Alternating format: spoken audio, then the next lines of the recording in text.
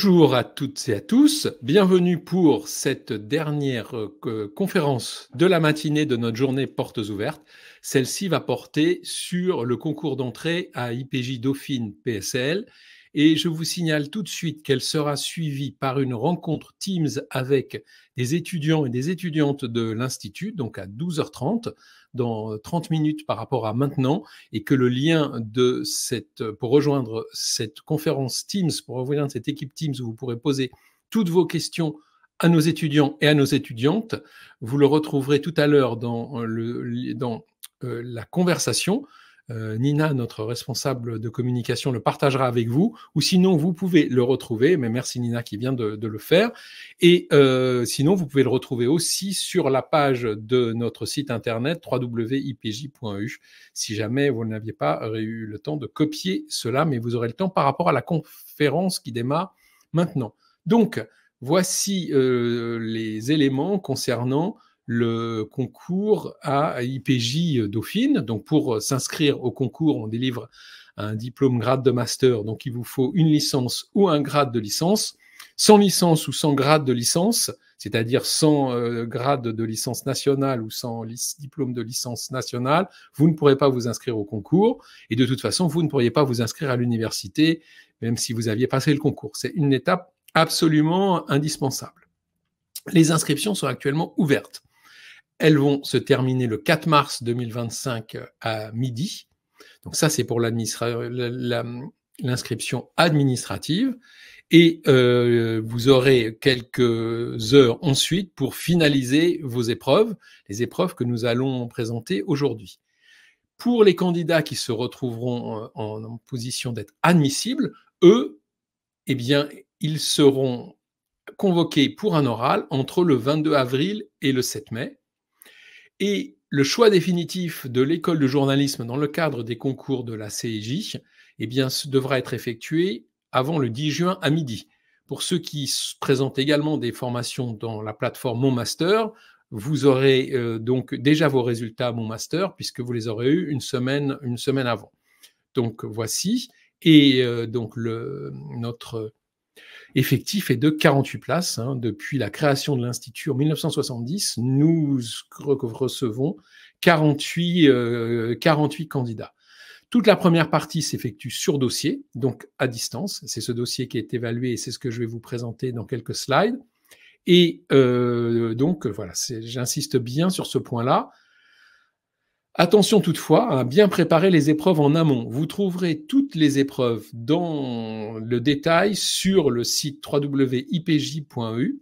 Matériellement, les candidats qui s'inscriraient au dernier moment n'auraient pas le temps de réaliser les épreuves entre le 4 mars 2025 à 12h et le 5 mars à 10h. À partir de maintenant, vous êtes très en amont, vous avez tout à fait le temps de réaliser ces épreuves et décider de vous inscrire plus tardivement si les épreuves sont déjà réalisées, sachant que les sujets sont déjà connus.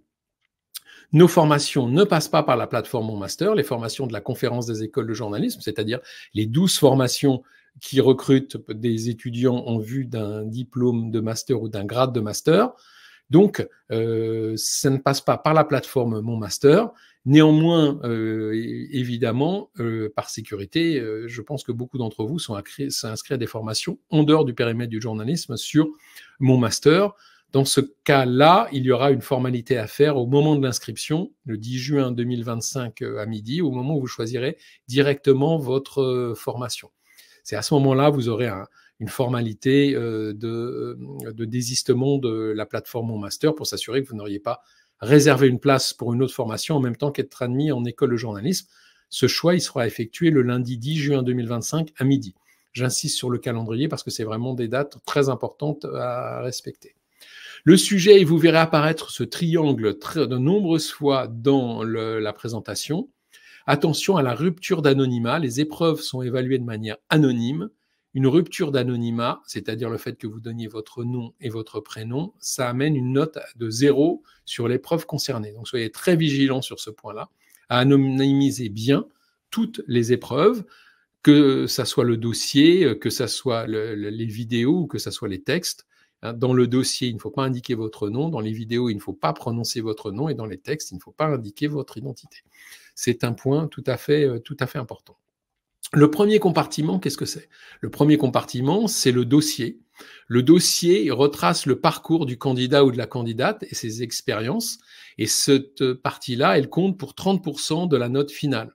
Donc, un tiers de votre note, vous l'avez tout à la fois sur votre parcours académique et vous l'avez tout à la fois sur vos expériences, vos stages, votre implication dans la société, tout ce que vous pouvez faire dans des associations, etc., etc. Les vidéos, vous serez face à votre webcam. Vous trouverez face à la webcam où vous aurez à répondre à vous aurez à répondre à 2 questions. On va voir quelles sont ces questions. Cette partie-là, c'est 20% de la note finale et 50% de la note finale sur des épreuves écrites. Donc, le concours deuxième tour, c'est un oral de 30 minutes qui est mené par des enseignants titulaires et par des vacataires de l'Institut.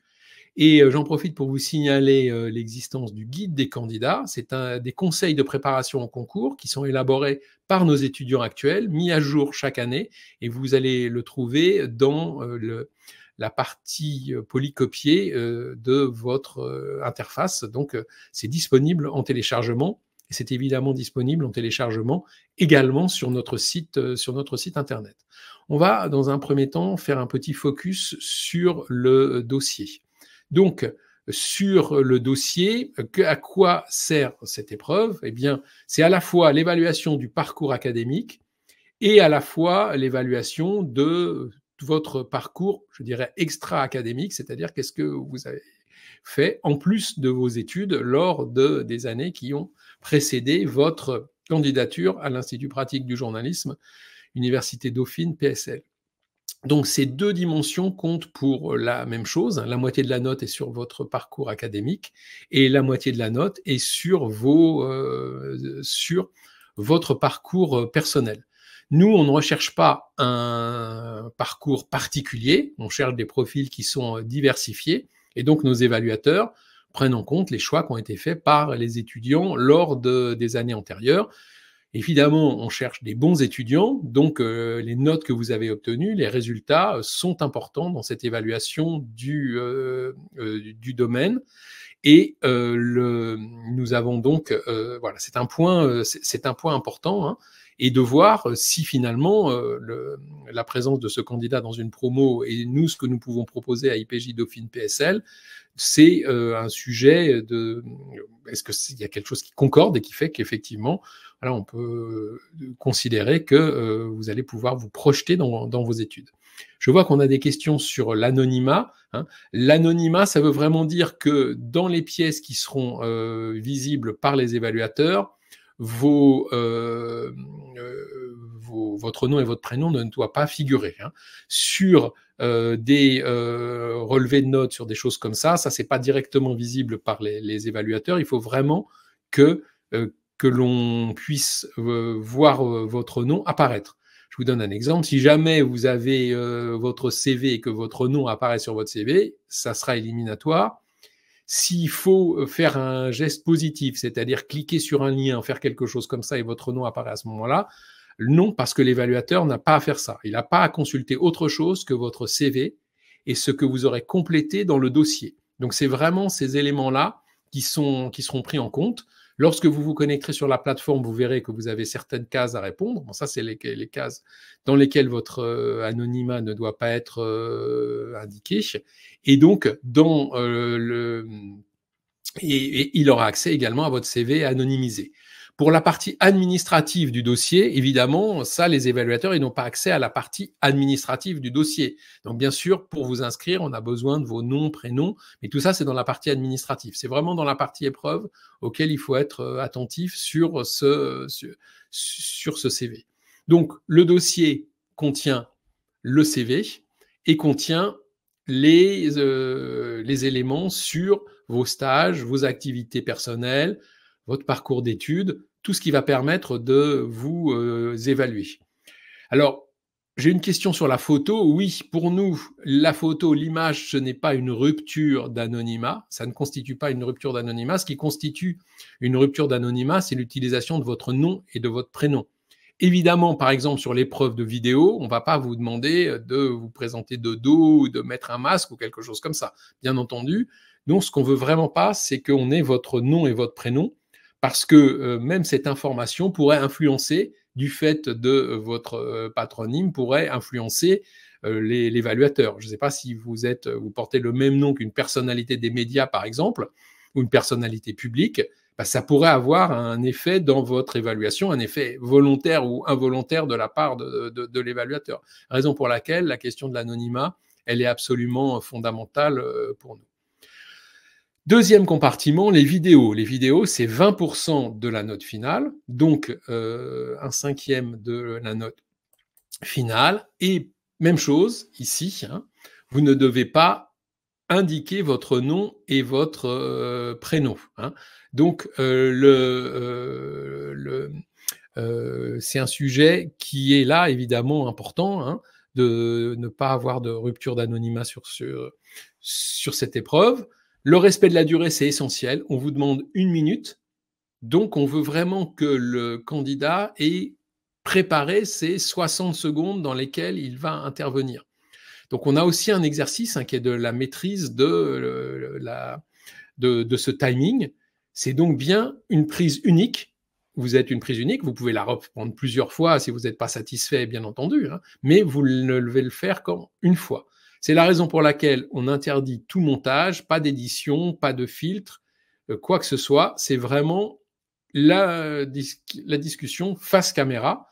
Et on n'évalue pas la qualité technique. Bien sûr, la vidéo, elle doit être lisible, on doit être audible, vous devez être en plan fixe face à la caméra, c'est ça qu'on attend. Ça ne sert à rien de scénariser ou de faire quoi que ce soit, c'est pas ce qu'on recherche. Ce qu'on recherche, c'est le contenu de votre message, et c'est pas de savoir si vous vous êtes mis dans telle ou telle disposition, raison pour laquelle il n'y a aucun montage qui est autorisé, on est bien sur chacune des épreuves, sur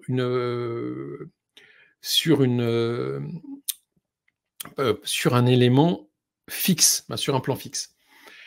Donc, soit une webcam d'ordinateur, soit un téléphone portable, 2 fois 1 minute, pas de plan fixe, on répète la même chose là-dessus. La durée demandée doit être absolument respectée, et vous allez vous rendre compte en préparant cette épreuve que 1 minute, c'est à la fois court et c'est à la fois long.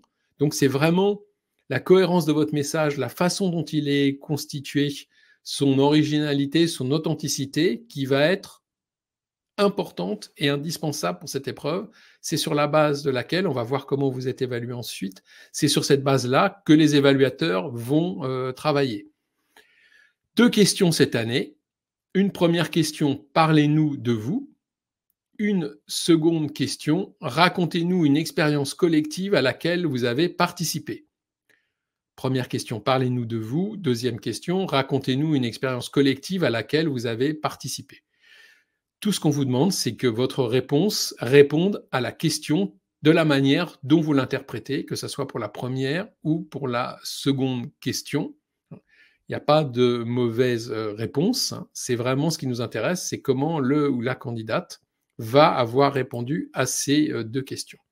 Donc ça, c'est sur les 2 premières parties de l'épreuve, donc la moitié de la note finale. L'autre moitié de la note finale, elle repose sur l'écriture de 3 textes. Et donc, sur ces textes, on regarde évidemment la capacité à construire un texte, la créativité et la compréhension de ce qui est demandé dans chacune des questions. Par exemple, sur l'épreuve du synopsis, on vous demande d'écrire un sujet pour un public déterminé. Eh bien, c'est votre capacité à comprendre la question et comprendre la manière dont vous pourriez faire une proposition journalistique, une proposition de reportage par rapport à ce public concerné et déterminé de cette manière-là.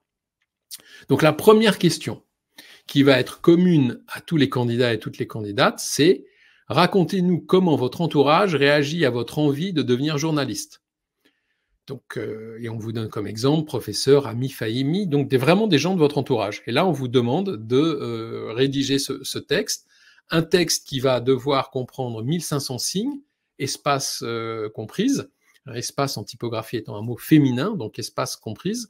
C'est donc cet exercice-là, un premier texte, un texte personnel sur votre expérience et la façon dont ce choix d'effectuer des études de journalisme est reçu par votre entourage, est reçu et perçu par votre entourage. La deuxième question, une question qui va vous amener, qui va amener les candidats à aller sur le terrain. C'est indispensable d'aller sur le terrain lorsqu'on est journaliste. Et donc, on va vous demander de réaliser le portrait d'un ou une élue d'un conseil municipal. Si vous êtes dans une ville plus importante, d'un conseil d'arrondissement pour les plus grandes villes. Il ne s'agit pas d'une épreuve liée à l'actualité. Ce qu'on évalue, ce n'est pas de savoir si vous avez réussi à avoir un élu municipal très connu. Ce n'est pas du tout ça qui va être jugé. Ce qui va être jugé, c'est votre capacité à rentrer en contact avec la personne, à la convaincre d'accepter de répondre à vos questions, de façon à ce que vous puissiez réaliser ce portrait. Et on va vous demander aussi d'obtenir son numéro de téléphone. Donc ça, ce numéro restera strictement confidentiel, mais c'est aussi émis dans un but, si le correcteur décidait de contrôler que vous avez bien contacté cette personne, qu'il puisse le faire au moment de l'évaluation de l'épreuve.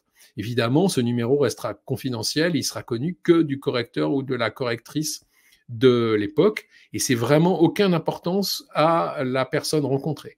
Que vous soyez dans une grande ville où il y a des conseils municipaux d'arrondissement et de nombreux conseils municipaux, ou que vous soyez dans une commune de 600 habitants avec un conseil municipal d'une quinzaine de personnes, que vous interrogiez quelqu'un qui apparaît dans les médias ou quelqu'un qui est absolument inconnu et qui s'est engagé dans l'équipe municipale d'une petite ville, ça sera exactement la même chose. La notoriété de la personne, elle ne comptera pas. Ce qui comptera, c'est votre capacité à avoir été rencontrer cette personne, et vous n'aurez pas la possibilité de joindre une photographie puisqu'il s'agit d'une épreuve uniquement basée sur le texte.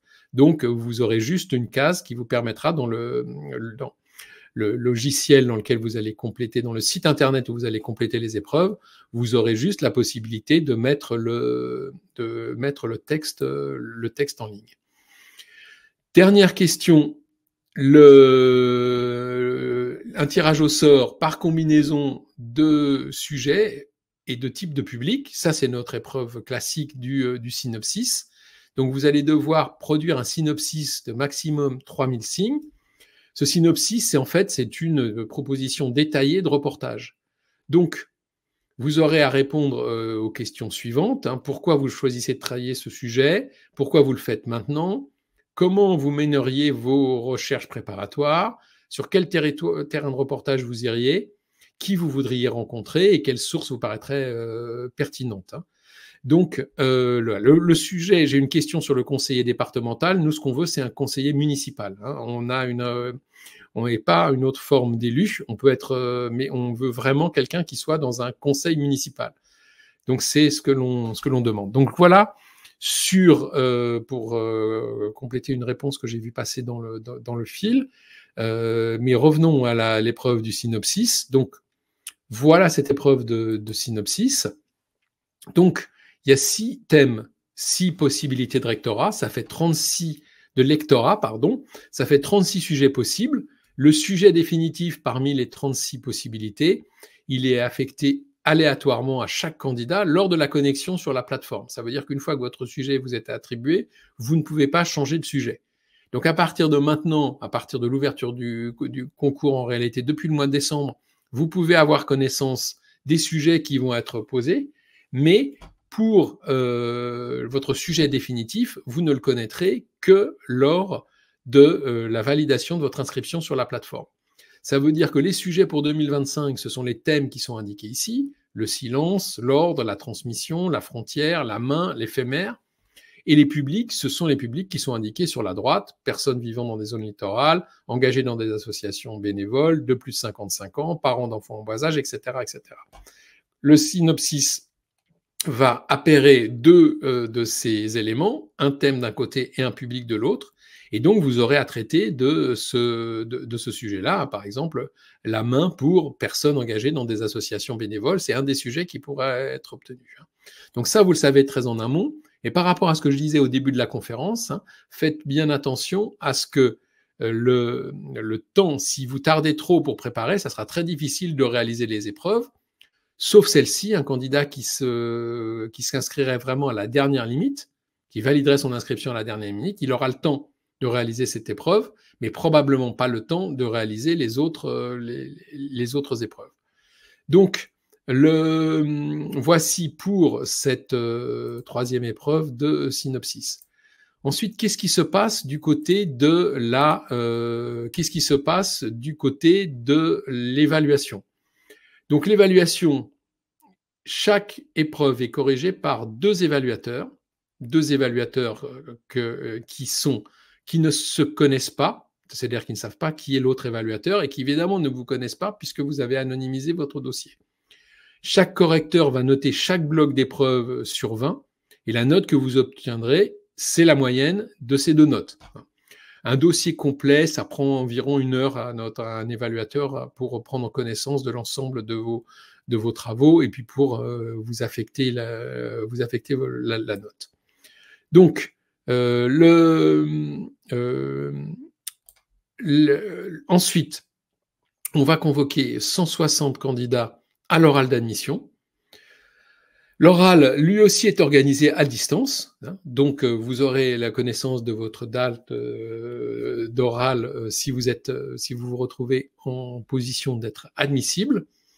Et vous aurez à la fois parler à votre parcours et il y aura un échange sur votre vision du métier, mais on pourra aussi vous interroger sur tout sujet ou tout autre élément de votre dossier, éventuellement rebondir aux travaux que vous avez fournis pour le premier tour de l'épreuve. Il sera possible de faire des choses comme ça. Alors, juste un point de précision, les évaluateurs du deuxième tour ne connaîtront pas la note que vous avez obtenue, ni votre classement que vous avez obtenu au premier tour. On remettra les compteurs à 0 à ce moment-là, mais ils auront connaissance, s'ils le souhaitent, des éléments de votre dossier. Donc, votre CV, les articles que vous avez réalisés, ça pourra être consulté par les évaluateurs du deuxième tour. Mais ils n'auront pas connaissance de vos notes, les notes que vous avez obtenues.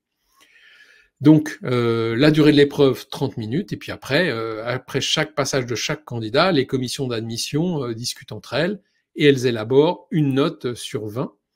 Et pour l'évaluation, donc il y a 4 commissions d'évaluation en parallèle. Elles sont chacune pilotées par un enseignant ou un enseignant-chercheur d'IPJ Dauphine.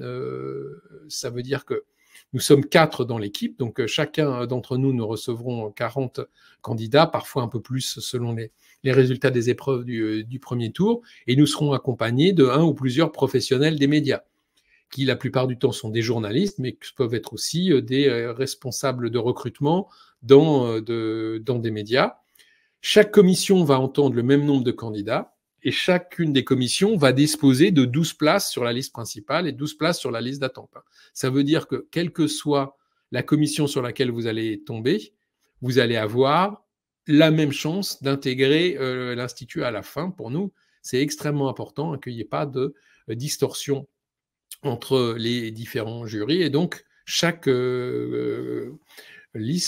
candidat dispose de 12 places sur la liste principale et 12 places sur la liste d'attente. Donc, les droits de concours figurent ici à l'écran. Vous les retrouvez évidemment dans le site internet www.ipj.eu. Comme vous le voyez, ils sont ici dégressifs en fonction de la situation de l'étudiant ou de l'étudiante. Et à partir de l'échelon 5 du Crous, vous êtes exonéré de droits d'inscription au concours. Donc, ici, les dates que je rappelle, les dates les plus importantes, mais la date la plus importante en premier, c'est le 4 mars 2025, c'est-à-dire la clôture des inscriptions, à midi, heure de Paris. Et vous aurez ensuite un peu moins de 24 heures, 22 heures pour composer des épreuves que vous n'auriez pas composées. Si vous vous inscrivez au concours dès maintenant, vous avez la possibilité de compléter vos épreuves dès maintenant. Mais vous pouvez aussi, c'est pas forcément recommandé de s'inscrire dans les dernières heures du concours, mais vous pouvez aussi préparer vos épreuves, valider votre dossier administratif, et si vous le souhaitez, effectuer le règlement du concours le plus tardivement, mais attention à ce moment-là à l'engorgement qui peut arriver à les derniers jours des heures d'inscription. Donc, voilà, le conseil, c'est quand même d'anticiper d'ici la fin de ce mois de février où nous nous trouvons, d'avoir validé au moins toutes les étapes administratives. Hein, ça vous permettra d'être certain que votre dossier est conforme et pas avoir de désillusion aussi, parce que bien sûr, en s'inscrivant plus tôt, vous avez la certitude de la conformité de votre dossier.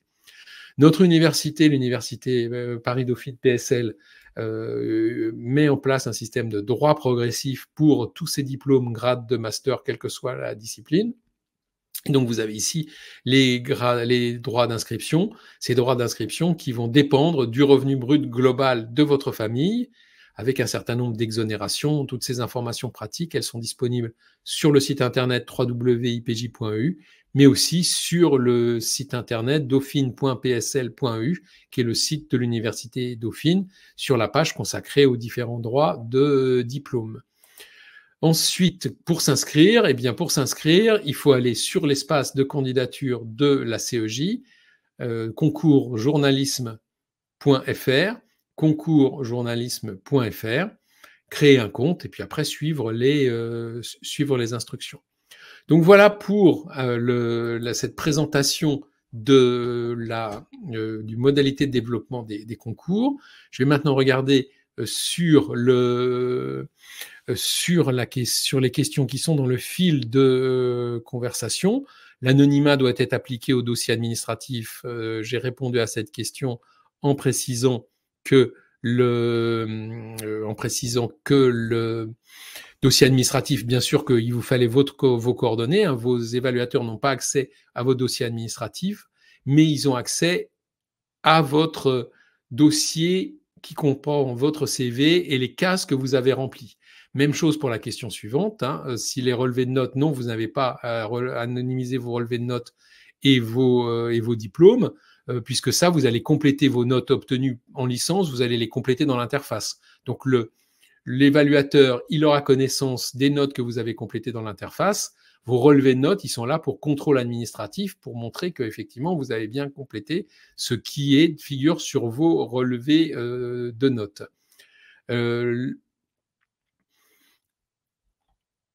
Alors, je pense qu'effectivement, il y a une question d'Enora qui porte sur la partie vidéo qui arrive après la partie texte. Elle arrive bien après la partie texte. Hein. Les évaluateurs, eux, ils ont des épreuves qui vont commencer par le dossier. Donc, ils vont commencer par consulter votre dossier.